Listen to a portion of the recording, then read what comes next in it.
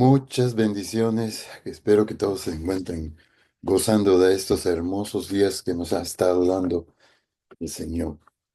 En el nombre del Padre, del Hijo y del Espíritu Santo nos ponemos en la presencia y reconociendo que somos hijos del Todopoderoso, del Dios uno y trino, del único Dios. Y vamos a continuar con la lectura del Catecismo de la Iglesia Católica, empezando como siempre por la, lec- una lectura o una oración del Espíritu Santo.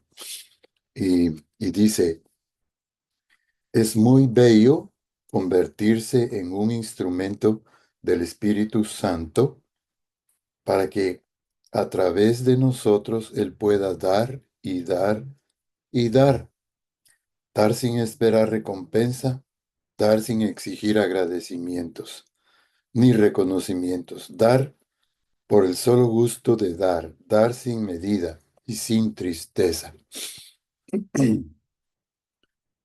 Propongo que hagas esta oración, que es parte de una antigua plegaria de la Iglesia que se reza en todo el mundo el domingo de Pentecostés. Y dice, ven Espíritu Santo y envía desde el cielo un rayo de luz. Ven Padre de los pobres, ven a darnos tus dones, ven a darnos tu luz. Consolador, lleno de bondad, dulce huésped del alma, penetra con tu santa luz en lo más íntimo del corazón de tus fieles. Sin tu ayuda divina no hay nada en el hombre, nada que sea inocente. Lava nuestras manchas, riega nuestra aridez, cura nuestras heridas. Son fragmentos de la secuencia de Pentecostés que se nos aproxima pronto, ¿verdad? Y bien, siempre pidamos al Espíritu Santo que venga, que nos acompañe, que nos utilice como instrumentos eh, para llevar a cabo estas lecturas y que pues puedan llegar al fondo que puedan llegar a todos lados. Hoy nos toca un, una lectura muy bonita del sacramento del martirio. Perdón, el sacramento del matrimonio. Artículo 7, numeral 1601. La alianza matrimonial por la que el varón y la mujer constituyen entre sí un consorcio de toda la vida, ordenado por su misma índole natural al bien de los cónyuges y a la generación y educación de la prole. Fue elevada por Cristo nuestro Señor a la dignidad de sacramento entre bautizados. Inciso 1. El matrimonio en el plan de Dios. La Sagrada Escritura se abre con el relato de la creación del hombre y de la mujer a imagen y semejanza de Dios. Génesis 1, 26, 27. Y se cierra con la visión de las bodas del Cordero. Apocalipsis 19, 7, 9.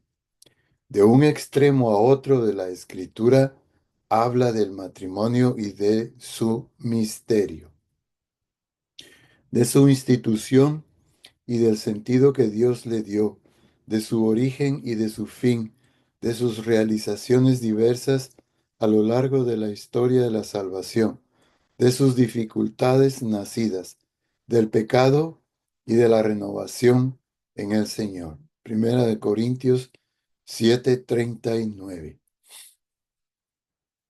Todo ello en la perspectiva de la nueva alianza de Cristo y de la Iglesia.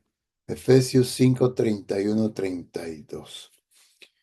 El matrimonio en el orden de la creación. La íntima comunidad de vida y amor conyugal fundada por el Creador y provista de leyes propias, se establece sobre la alianza del matrimonio, un vínculo sagrado. No depende del arbitrio humano. El mismo Dios es el autor del matrimonio. La vocación al matrimonio se inscribe en la naturaleza misma del hombre y de la mujer, según salieron de la mano del Creador. El matrimonio no es una institución puramente humana, a pesar de las numerosas variaciones que ha podido sufrir a lo largo de los siglos en las diferentes culturas, estructuras sociales y actitudes espirituales. Estas diversidades no deben hacer olvidar sus rasgos comunes y permanentemente, a pesar de que la dignidad de esta institución no se trasluzca siempre con la misma claridad, existe entre todas las culturas un cierto sentido de la grandeza de la unión matrimonial. La salvación de la persona y de la sociedad humana y cristiana está estrechamente ligada a la prosperidad de la comunidad conyugal y familiar. Dios ha creado al hombre por amor, lo ha llamado también al amor. Mire qué lindo. Dios ha llamado al hombre por amor, lo ha llamado también al amor. Vocación fundamental e innata de todo ser humano. Porque el hombre fue creado a imagen y semejanza de Dios. Génesis 1:2, que es amor. Primera de Juan 4:8-16. Habiéndonos creado Dios, habiéndolos creado Dios hombre y mujer, el amor mutuo entre ellos se convierte en imagen del amor absoluto e indefectible con que Dios ama al hombre. Este amor es bueno, muy bueno a los ojos del Creador. Génesis 1:31. Y este amor que Dios bendice es destinado a ser fecundo y a realizarse en la obra común del cuidado de la creación. Y los bendijo Dios y les dijo: sed fecundos y multiplicaos, llenad la tierra y sometedla. Génesis 1:28. La Sagrada Escritura afirma que el hombre y la mujer fueron creados el uno para el otro. No es bueno que el hombre esté solo.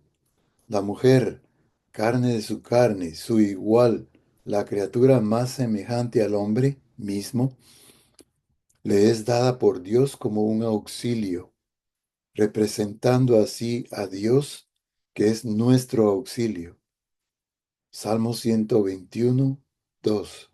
Por eso, deja el hombre a su padre y a su madre y se une a su mujer, y se hacen una sola carne. Génesis 2:18-25. Que esto significa una unión indefectible de sus dos vidas.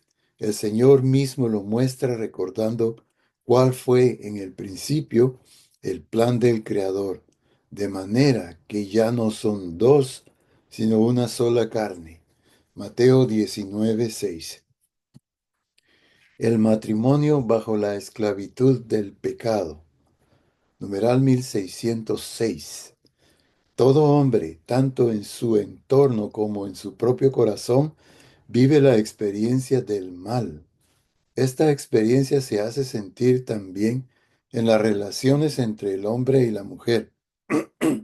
En todo tiempo la unión del hombre y la mujer vive amenazada por la discordia, el espíritu de dominio, la infidelidad, los celos y conflictos que pueden conducir hasta el odio y la ruptura. Este desorden puede manifestarse de manera más o menos aguda y puede ser más o menos superado, según las culturas, las épocas, los individuos, pero siempre aparece como algo de carácter universal. Según la fe, este desorden que constatamos dolorosamente no se origina en la naturaleza del hombre y de la mujer, ni en la naturaleza de sus relaciones, sino en el pecado.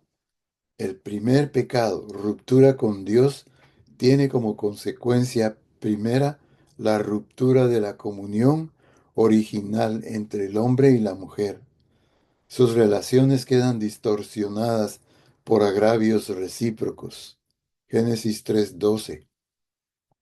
Su atractivo mutuo, don propio del Creador, Génesis 2:22, se cambia en relaciones de dominio y de concupiscencia. Génesis 3:16b. La hermosa vocación del hombre y de la mujer a ser fecundos, de multiplicarse y someter la tierra, Génesis 1:28, queda sometida a los dolores del parto, a los esfuerzos de ganar el pan. Génesis 3:16-19.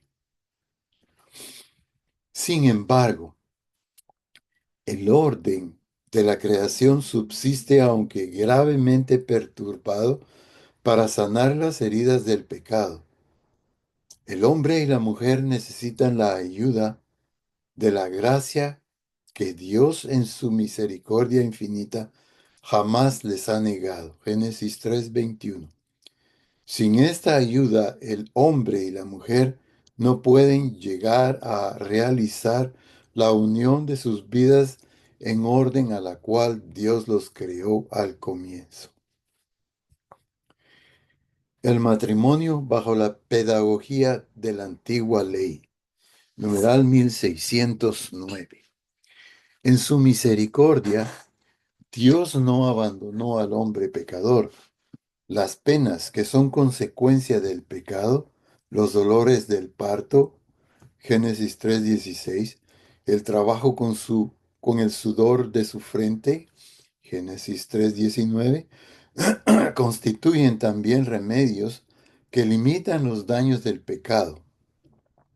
Tras la caída, el matrimonio ayuda a vencer el repliegue sobre sí mismo, el egoísmo, la búsqueda del propio placer y abrirse al otro, a la ayuda mutua, al don de sí.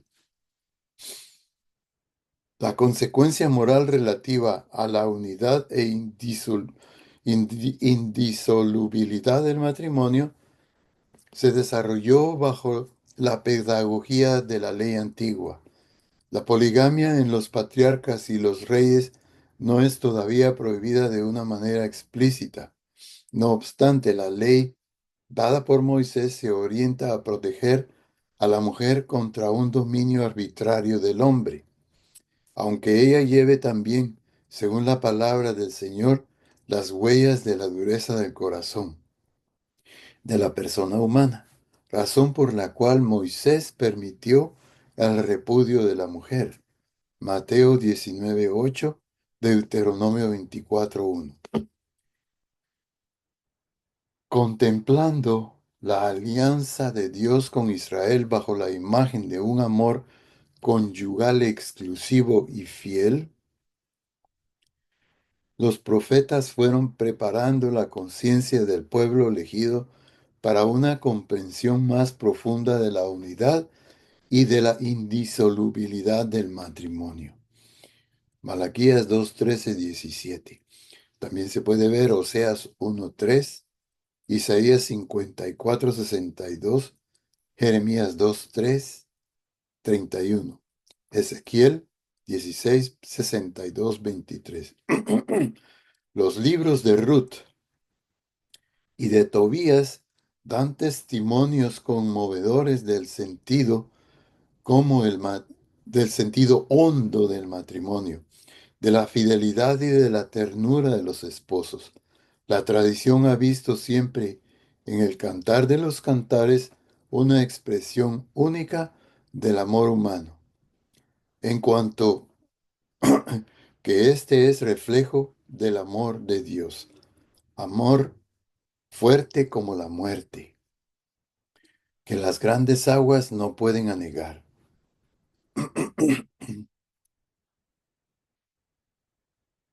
El matrimonio en el Señor, numeral 1612.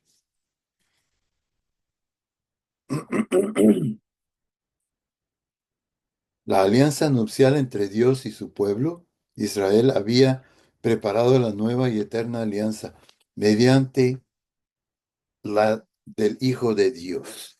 Encarnándose y dando su vida, se unió en cierta manera con toda la humanidad salvada por él, preparando así las bodas del Cordero. Apocalipsis 19, 7, 9.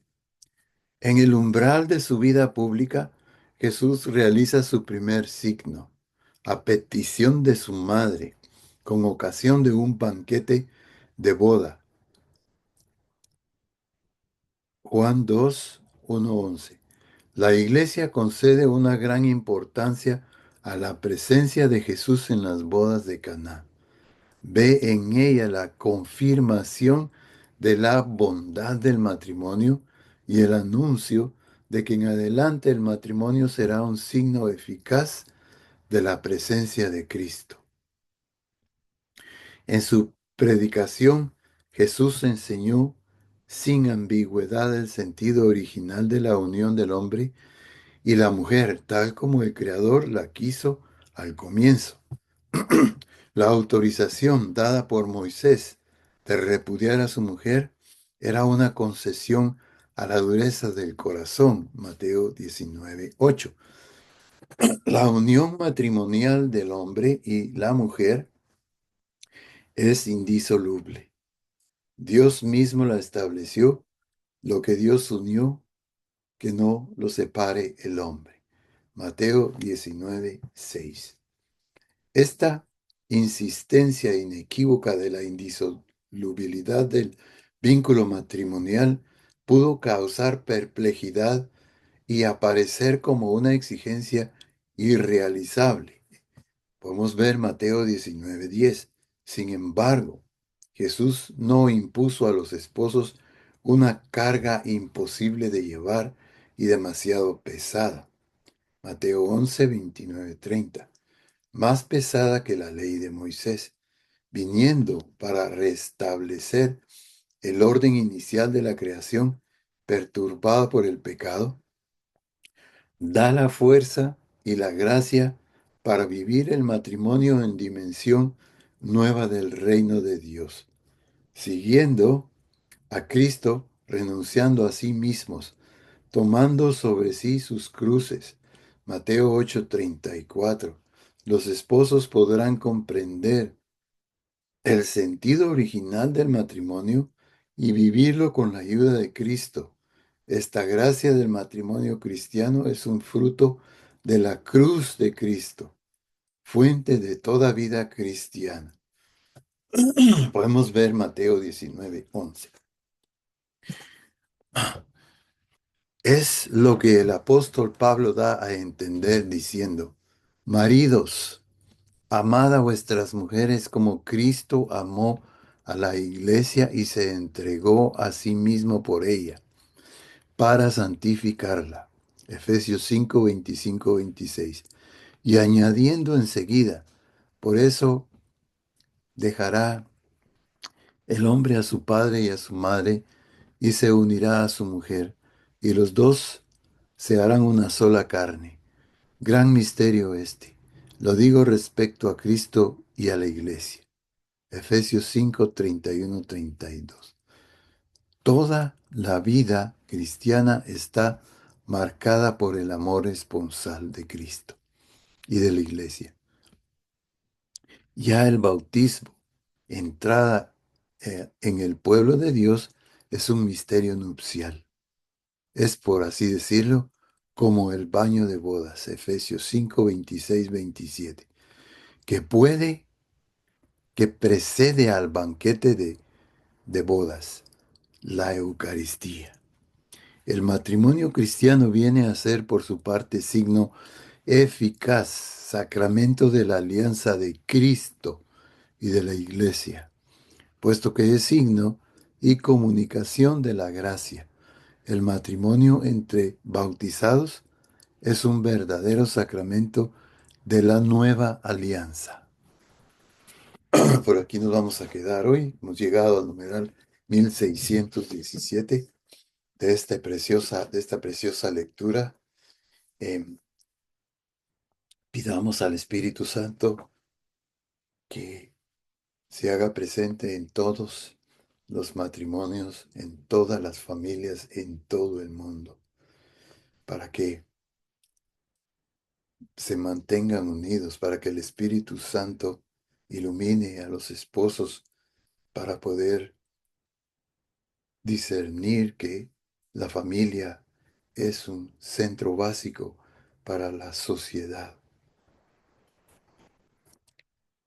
que el Espíritu Santo ayude en la reconciliación de los matrimonios que se están, que se están perdiendo, que el Espíritu Santo ilumine a las parejas para que se acojan al sacramento del matrimonio, para tener un matrimonio con la bendición de nuestro Padre Celestial. Bendiciones a todos en nombre del Padre, el Hijo y el Espíritu Santo. Amén. Que la paz del Señor nos acompañe.